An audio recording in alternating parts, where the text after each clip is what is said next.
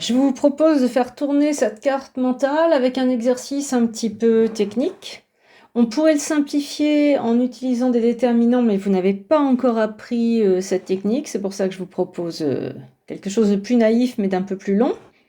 Donc voilà, une famille, on vous dit que c'est dans R3, et en effet c'est cohérent, 3 triplés. A, c'est quelque chose qui est déclaré dans l'énoncé, il est figé. Il faut étudier le rang de la famille en fonction des valeurs de A.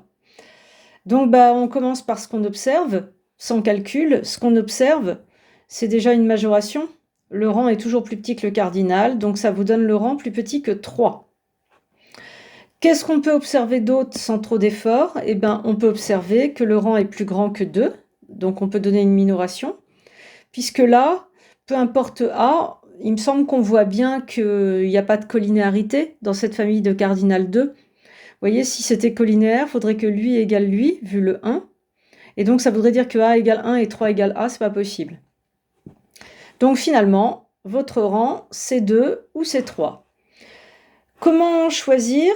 Comme d'habitude, rang de F égale 3 égale le cardinal, c'est équivalent à la famille libre.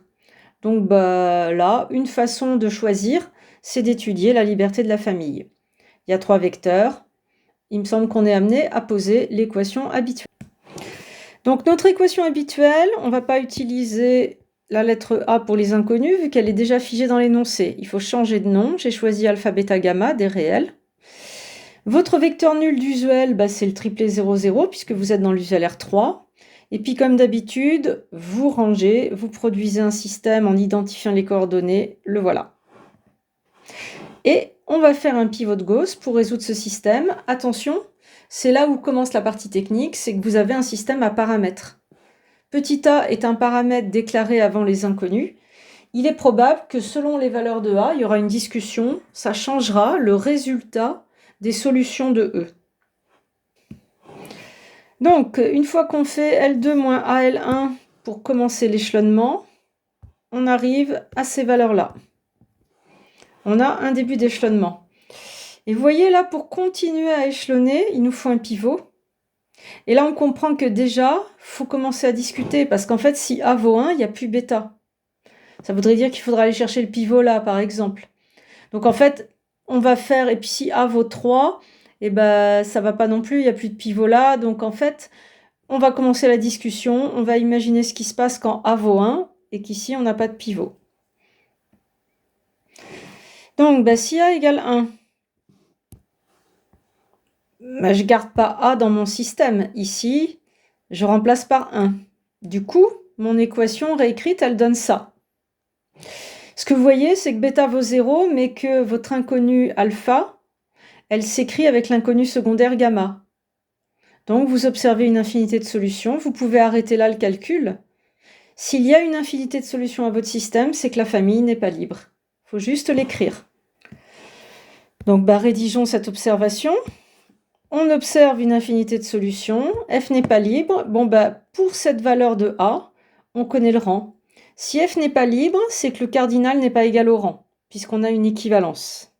Et si le rang n'est pas égal à 3, c'est qu'il est égal à 2, puisqu'on a dit avant qu'il n'y avait que 2 possibilités. Il n'y a plus qu'à rédiger. Donc, rang de F différent de cardinal de F. C'est-à-dire que le rang de F, il est différent de 3. Et donc la seule possibilité, c'est rang de F égale 2, d'après ce qu'on a raconté avant.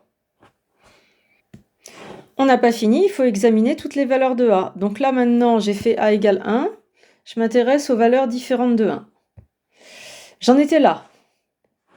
Donc en fait ici j'ai un moins A, et là, vous devez observer une factorisation. 1 moins A carré, c'est 1 moins A fois 1 plus A.